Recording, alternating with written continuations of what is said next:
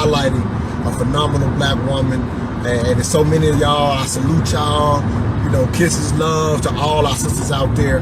Because believe it or not, despite the quote-unquote gender war that I keep mentioning and talking about, they just loud because they hurt.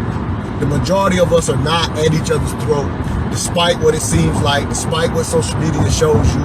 Social media is an easy place if you're disgruntled and don't have a lot going on in your life. It's easy to link up with other people who are just as disgruntled, and some people have been scarred, you know, by real damage. So it's not to belittle someone who has been scarred, but the understanding that while it may not be your fault, it is your responsibility to heal from that damage. That's your own responsibility, and in doing so, if you're able to heal, you can see the world very differently. And there's no blanket black women do this, no blanket black men do this. It's nothing. We cannot put these blankets on our community unfairly in a way that continues to deter us moving forward in a way that's healthy to repair, because there is some repair that needs to be done. Like, I'm not losing sight of that. And as I said on the show in the second hour, my brother Sincere came on the show with us and just talked about how, in the sense, the gender war is growing.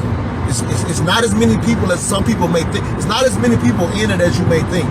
There are more of us that do come together than we realize, because again, those who are hurt are the loudest. And so because they're loud, they seem bigger than they are. But it is growing. And if it continues to grow, the chance to turn around some of the things we would like to see different in our community are going to be harder to do as we allow more people to get sucked into negative narratives about one another.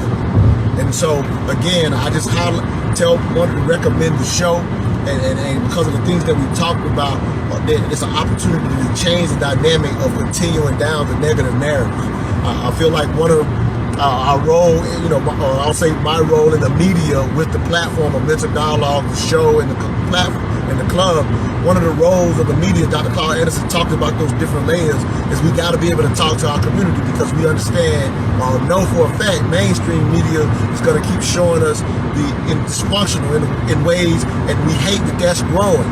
So, you know, there's a responsibility for those of us, in my opinion, that are in black media, if you will. It's our responsibility to bring balance and bring those other stories that show us in our true light as well. Mainstream media wouldn't be an issue if they showed us in fullness, but unfortunately, we know that doesn't happen. You know, the thing that we see, you know, it's not that other groups don't have dysfunction in their groups, but you know, if you want to say the majority culture, you get to see them in a full light, so you're never reduced to just the worst of yourself. And so mainstream media showing just the worst of us in general paints a picture that this is all that we care about, which we know is not true. But unfortunately, exposing our youthful and young minds to just the entertainment and that narrative from the mainstream media, then as a parent, you're always competing up against that. And if you are a single parent doing it by yourself, it becomes even more difficult.